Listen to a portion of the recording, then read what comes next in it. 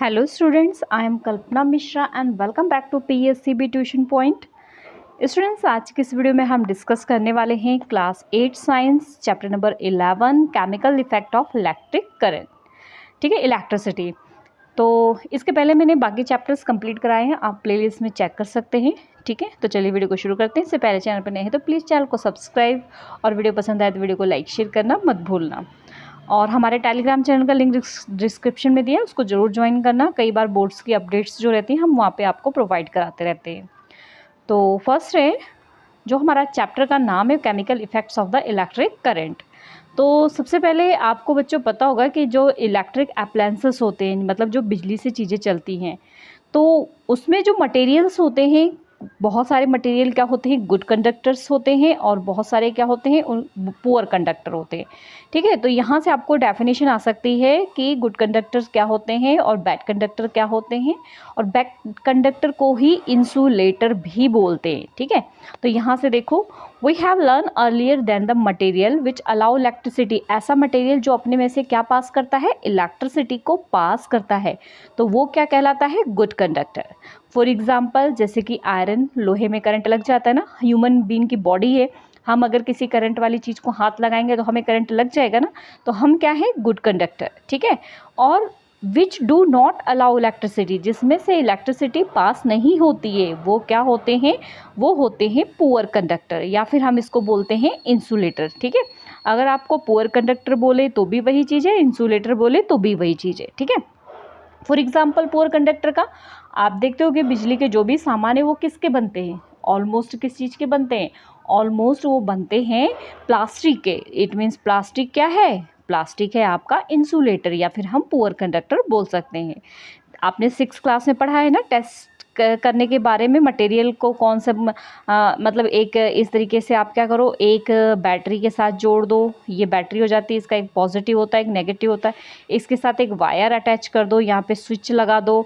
ठीक है, और यहाँ पर आप एक एक मटेरियल लगाते जाओ, जिस मटेरियल से यहाँ पर एक बल्ब भी लगा दो। ठीक है, तो जिस मटेरियल से यहाँ पे लगाने पर आपका बल्ब जलने लग जाता है तो वो गुड कंडक्टर हो जाता है, और जिस मटेरियल से आपका बल्ब नहीं जलता है वो क्या हो जाता है, पुअर कंडक्टर। समझ आ गई मेरी बात।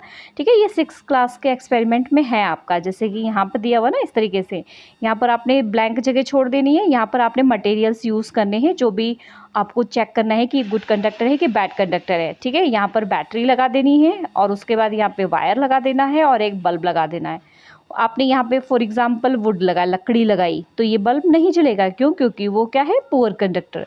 यहाँ पर आपने आयरन पीस लगाया तो ये बल्ब ग्लो होने लग जाएगा, जलने लग जाएगा, इट मीन्स वो क्या है, गुड कंडक्टर। ठीक है, तो इस तरीके से हमें ये पता चल गया है कि इलेक्ट्रिसिटी जिसमें से करंट पास होता है वो गुड कंडक्टर है, और जिसमें से पास नहीं करता है वो पुअर कंडक्टर या फिर इंसुलेटर है। तो कुछ मटेरियल जैसे कि आप कॉपर, एल्यूमिनियम आप सुन रहे होंगे, ये सारे क्या होते हैं, ये गुड कंडक्टर ऑफ इलेक्ट्रिसिटी होते हैं। और प्लास्टिक हो गया, वुड हो गया, तो ये सारे क्या होते हैं, पुअर कंडक्टर ऑफ इलेक्ट्रिसिटी होते हैं। कुछ सॉलिड और कुछ लिक्विड मटेरियल भी होते हैं गुड कंडक्टर और बैड कंडक्टर। तो डू लिक्विड जो है कंडक्ट इलेक्ट्रिसिटी, क्या लिक्विड इलेक्ट्रिसिटी को कंडक्ट करती है, तो इसके बारे में भी यहाँ पर आप जो है एक एक्सपेरिमेंट देखोगे, उसमें क्या होता है, एक पॉट ले लेना है आपने। ठीक है, यहाँ पे इस तरीके से आपने इलेक्ट्रोड्स लगा देने। इलेक्ट्रोड्स मीन्स कोई भी जो कॉपर वगैरह की होते हैं उसकी, या फिर ग्रेफाइट जिसको बोलते हैं। आपने देखा होगा सेल के बीच में एक ब्लैक कलर की रॉड होती है ना, उसको ले सकते हो, उसको वायर के साथ यहाँ पर आप क्या कर दो, बैटरी बल्ब से कनेक्ट कर दो। ठीक है, और साथ में क्या लगा दो, बैटरी लगा दो। अब इसके अंदर जो लिक्विड आप डालोगे ना, उस लिक्विड से अगर ये बल्ब जल उठा आपका, तब तो ये गुड कंडक्टर होगा, और इस लिक्विड से अगर ये बल्ब नहीं जला तो वो क्या होगा, आपका पुअर कंडक्टर। तो इस तरीके से एक्सपेरिमेंट करके आप उसके बारे में भी चेक कर सकते हो। ठीक है, तो ये तो मैंने आपको बता दिया इसके बारे में। और आगे देखो, यहाँ पर एक्टिविटी दे रखी है जो मैंने अभी आपको बताया उसी के बारे में, कि यहाँ पर देखो इन्होंने क्या लिया, इसमें लेमन जूस ले लिया है, और उसके बाद यहाँ पे बैटरी लगा दी है, ये वायर है, और यहाँ पर क्या है, आपका बल्ब लगा हुआ है। अगर लेमन जूस डाला है ना, एक बात है, जिस भी वाटर में एसिड ज़्यादा होता है वो गुड कंडक्टर ही होता है। ठीक है, क्योंकि उसके अंदर आयंस आ जाते हैं। ये चीज़ें आपको बाद में पता अच्छे से समझ आएगी जब आप 10th स्टैंडर्ड में आ जाओगे। तो यहाँ पर लेमन जूस जब हमने डाला तो ये बल्ब बहुत इजीली जल जाता है, क्योंकि वो क्या होता है, इसके अंदर एसिड होता है, इसलिए ये गुड कंडक्टर होता है। लेकिन यहीं पर अगर आप डिस्टिल्ड वाटर यूज़ करोगे तो ये बल्ब नहीं ग्लो होगा, क्योंकि distilled water, pure water good conductor of electricity नहीं होते हैं। ठीक है, समझ आ गई बात। चलिए आगे देखते हैं। तो ये यहाँ पर यही सब दे रखा है, ठीक है, जो मैंने आपको बता दिया। अच्छा, अगर मान लो आपका बल्ब यहाँ नहीं जल रहा है तो आपने बोल दिया कि भाई बैड कंडक्टर है। एक चीज़ और है कि यहाँ पर आपको दिया हुआ है कि हो सकता है आपको ये भी देखना पड़ जाए कि ये बल्ब जल नहीं रहा है, तो हो सकता है आपका बल्ब फ्यूज़ हो गया हो, है ना। ये आपने लिक्विड डाला और आपका बल्ब नहीं चल रहा है, तो एक बार ये भी अच्छे से चेक करना है कि आपका बल्ब में भी फ्यूज़ ना हो। ठीक है, या फिर आपने जो वायर जोड़ी है अपने ठीक से जोड़ी है ना, करंट पूरा जा रहा है ना, ये भी आपने चेक करना है। ठीक है, बल्ब हो सकता है इसके कारण नहीं ग्लो हो रहा है। दूसरा, आपने बड़े ज़्यादा वॉट का बल्ब नहीं यूज़ करना है। आपके जब भी कोई टेस्टिंग करनी है तो आपने एलईडी बल्ब यूज़ करने हैं। ये क्या हो करते हैं, थोड़े से करंट में भी जलना शुरू हो जाते हैं। तो जो एलईडी बल्ब होते हैं उनमें भी 2 टर्मिनल होते हैं, उनको भी अच्छे से जोड़ना होता है। जो एलईडी बल्ब होते हैं उनका जो बड़ा वाला, उसमें ना 2 तरीके के होते हैं, अभी मैं आपको दिखाती हूँ। जो बड़ी वाली लाइन होती है वो होती है पॉजिटिव, और जो छोटी होती है वो क्या होती है, नेगेटिव होती है टर्मिनल। तो उसको बैटरी के उसी हिस्से से जोड़ना होता है। जैसे यहाँ पर ये देखो, ये एलईडीज़ हैं, इसमें आप ध्यान से देखोगे, एक बड़ा, एक छोटा, एक बड़ा, एक छोटा। तो जो बड़ा वाला हिस्सा है वो बैटरी के किस हिस्से से जुड़ेगा, पॉजिटिव से। ये सारी चीज़ें आप 6th स्टैंडर्ड में अच्छे से सीख चुके हो। ठीक है, और उसके बाद ये छोटा वाला हिस्सा बैटरी के किस हिस्से से जुड़ेगा, नेगेटिव टर्मिनल से। ठीक है, तो ये सारी चीज़ों का आपने ध्यान रखना है। ठीक है, नेक्स्ट हम देखते हैं मैग्नेटिक टेस्टर। मैग्नेटिक टेस्टर क्या होता है, magnetic tester can be made by the using magnetic compass. Magnetic compass का यूज़ करके मैग्नेटिक टेस्ट करते हैं। तो इसमें क्या होता है, जब करंट पास होता है मैं उसमें से, तो वहाँ पर जो एरिया होता है वहाँ पे मैग्नेटिक फील्ड प्रोड्यूस होता है। मतलब वहाँ पे एक तरीके से अट्रैक्शन, रिपल्शन, वो चीज़ें होती है ना, वो वहाँ पे प्रोड्यूस होता है, जिसके कारण जो कंपास होता है, आपने कंपास देखा होगा, ये इस तरीके से होता है कंपास, लेबोरेटरी में आपने देखा होगा। ठीक है, तो ये कंपास में यहाँ पे ये जो निडल होती है ना, अगर यहाँ पर हमने कोई वायर डाला और वहाँ पे कंपास रखा, तो कंपास की जो निडल है ना, ये आगे पीछे होने लग जाती है। इससे हमें पता लग जाता है कि जो हमने वायर कनेक्ट की है इसमें से इलेक्ट्रिसिटी पास हो रही है। ठीक है, तो यहाँ पर देखो, यहाँ पर एक आपको दिया हुआ है पूरा एक्सपेरिमेंट। जैसे कि फॉर एग्जांपल हम यहाँ पे ले लेते हैं, कोई भी चीज़ लगा देते हैं। यहाँ पे फॉर एग्जांपल हम आयरन लगा देते हैं। ठीक है, आयरन से आपको पता है इलेक्ट्रिसिटी पास होती है ना। और यहाँ पर हमने क्या, बैटरी लगा दी है, और ये वायर जहाँ से हम गुजार रहे हैं वहाँ पर हमने एक माचिस की तीली के अंदर कंपास रख दिया उसके ऊपर। तो वो कंपास के अंदर की जो निडल है ना, अगर यहाँ से पूरी इलेक्ट्रिसिटी जा रही है, पूरी पास हो रही है ना, तो ये जो कंपास है इसके अंदर जो निडल है ये आगे पीछे डिफ्लेक्ट होने लगेगी, आगे पीछे हिलने लगेगी। जैसे हमें ये पता लग जाएगा, ये जो हमारा सर्किट है, हमारे पास बल्ब नहीं था ना, फिर भी हमने इसके निडल के हिलने से ये पता लगा लिया कि इसमें से करंट जो है वो क्या कर रहा है, पास हो रहा है। तो यहाँ पर एक टेबल आपको दे रखी है, इस टेबल में आपने फिल करना है कि कौन सी चीज़ गुड कंडक्टर है, कौन सी बैड कंडक्टर। जैसे लेमन का यहाँ दिया हुआ है, यस गुड कंडक्टर है।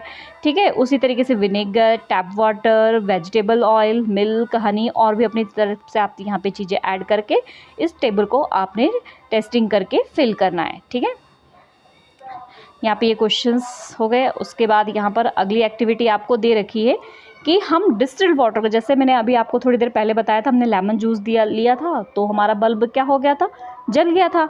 लेकिन अगर हम उसकी जगह डिस्टिल्ड वाटर, मतलब डिस्टिल्ड वाटर का मतलब क्या था, बिल्कुल प्योर वाटर लेते हैं, तो क्या वो बल्ब जलेगा? चाहे हम उसको पूरा सर्किट चेक कर लेंगे, हम वहाँ पे एलईडी बल्ब भी यूज़ करेंगे, तो हम क्या देखेंगे, वो बल्ब नहीं जलेगा। ठीक है, यही यहाँ पर पूरा दिया कि जितना मर्जी आप उसको सेट कर लो, लेकिन वो बल्ब नहीं ग्लो होगा। ठीक है, तो इससे हमें क्या पता लगा कि जो डिस्टिल्ड वाटर है वो गुड कंडक्टर ऑफ इलेक्ट्रिसिटी नहीं होता है। ठीक है, तो यहाँ पर यही चीज़ आपको एक्सपेरिमेंट में दे रखी है। ये पूरा एक्सपेरिमेंट यही दिया हुआ है कि किस तरीके से आप बता सकते हो। अच्छा, अब डिस्टिल्ड वाटर में आपने ऐसे सेट किया आपने, और बल्ब क्या हुआ, नहीं जला। लेकिन अब जैसे ही आपने ये जो डिस्टिल्ड वाटर लिया ना, इसके अंदर थोड़ा सा सॉल्ट डालेंगे, नमक डालेंगे, तो ये बल्ब जलना धीरे धीरे धीरे शुरू हो जाएगा, क्योंकि सॉल्ट जाके उसके अंदर आयंस प्रोड्यूस करेगा। आयंस प्रोड्यूस करने से उसमें से इलेक्ट्रिसिटी प्रोड्यूस होने लगेगी, और वो क्या बन जाएगा, गुड कंडक्टर ऑफ लिक्विड बन जाएगा।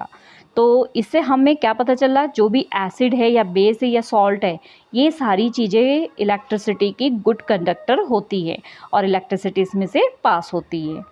नेक्स्ट है chemical effect of the electric current. तो अगला पार्ट पढ़ते हैं हम। मीन्स जो हम इलेक्ट्रिक करंट जब पास करते हैं तो वहाँ पे कुछ केमिकल की वजह से ये जो है इलेक्ट्रिक करंट आता है। तो इसके लिए भी एक एक्सपेरिमेंट दिया हुआ है। मीन्स आपकी एक एक्टिविटी दे रखी है, उसमें क्या दिया है, सबसे पहले तो आपने एक बैटरी ले लेनी है, कार्बन की रॉड ले लेनी है और मेटल कैप ले लेनी है। ठीक है, तो ये देखो इस तरीके से आपने पूरा सेटअप लगाना है। क्या क्या लेना है, सबसे पहले एक बीकर आपने ले लिया, यहाँ पर आपने ये कार्बन की रॉड लगा दी। ये कार्बन की रॉड जो सेल होते हैं ना बड़े वाले, उनके बीच में से ये निकल जाती है।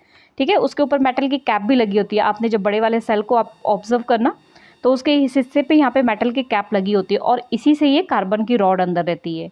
ठीक है, अब क्या लिया, इसके अंदर वाटर डाल दिया और ये कार्बन की रॉड है, ये मेटल कैप है, उसके बाद सारा सेट किया सेटअप। तो यहाँ पे जो वाटर है ना, ये हमने प्योर नहीं लिया, सिंपल टैप वाटर लिया।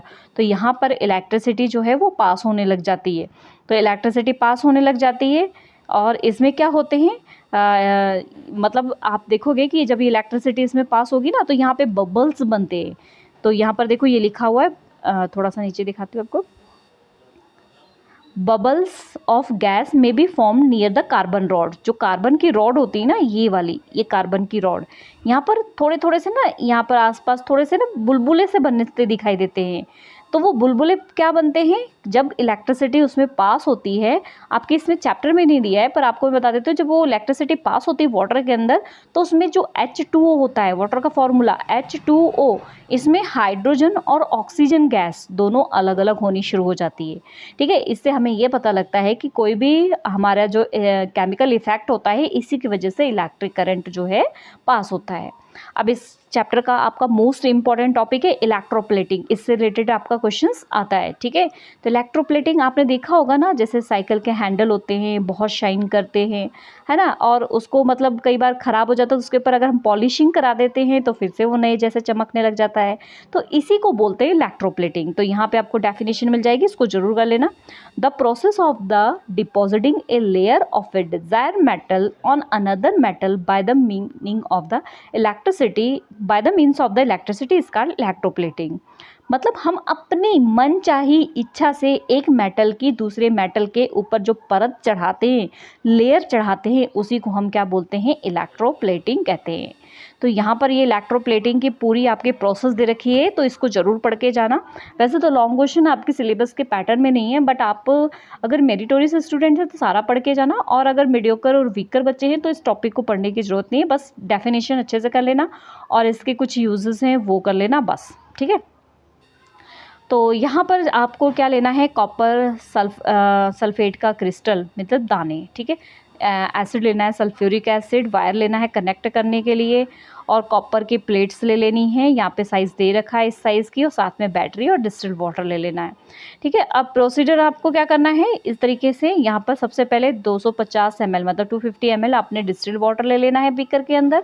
उसके अंदर 1 टेबल आपने कॉपर सल्फेट सॉल्यूशन डाल देना है और उसको कनेक्ट कर देना है कॉपर की जो प्लेट्स ले रखी है, ये वाली प्लेट्स, उसको एक बैटरी के पॉजिटिव टर्मिनल के साथ और एक बैटरी के नेगेटिव टर्मिनल के पास। ठीक है, उसके बाद जब आप करंट को अलाउ करोगे, मीन्स उसमें से इलेक्ट्रिसिटी पास होनी शुरू हो जाएगी, तो 10 से 15 मिनट बाद आप देखोगे कि जो कॉपर की प्लेट है सॉल्यूशन, उसको ऑब्जर्व करो। सबसे पहले ऑब्जर्व करोगे तो आपको दोनों प्लेटों में ही आराम से जो है डिफरेंस दिखाई देगा, दोनों के कलर में डिफरेंस दिखाई देगा।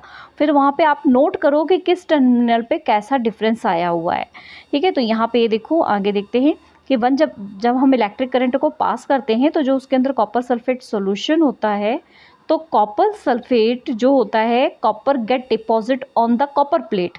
जो कॉपर उसमें से निकल के कॉपर प्लेट की तरफ डिपॉजिट होने लग जाता है और connected to the negative terminal. किसकी साइड, नेगेटिव टर्मिनल की side. Copper plate which is connected in positive terminal of the battery, वो क्या करता है, लॉस करने लग जाता है अपने कॉपर को। ठीक है, समझ आ गई बात। तो इस तरीके से हम क्या देखेंगे कि हम एक जो भी पॉजिटिव पे हमारा मेटल रहेगा वो वहाँ से निकल के नेगेटिव टर्मिनल पे जो भी मेटल रहेगा उसकी ओर जाके क्या होने लग जाएगा, डिपॉजिट होने लगेगा, मतलब उसके ऊपर लेयर चढ़ाने लग जाएगा। ठीक है, इसी पूरी प्रोसेस को हम क्या बोलते हैं, इलेक्ट्रोप्लेटिंग। यहाँ पर आप देखो इस तरीके से, यहाँ पर जो आपका नेगेटिव से जुड़ा है, मान लो ये पॉजिटिव से जुड़ा है, तो जो नेगेटिव से ये जो पॉजिटिव वाली कॉपर प्लेट है ये पतली होनी शुरू हो जाएगी और इसकी कॉपर क्या है, इस वाली इसके ऊपर चढ़नी शुरू हो जाएगी। तो इसे ही हम क्या बोलते हैं, इसको इलेक्ट्रोप्लेटिंग। तो यहाँ पे कुछ नोट दिया है कि आपने जो भी मतलब ये क्या होता है, किसकी वजह से जब हम पास करते हैं लिक्विड में करंट, तो जो हम लिक्विड लेते हैं उस लिक्विड को इलेक्ट्रोलाइट्स बोलते हैं, ये ध्यान रखना। ठीक है, जो लिक्विड लेते हैं उसको हम क्या बोलते हैं, इलेक्ट्रोलाइट्स।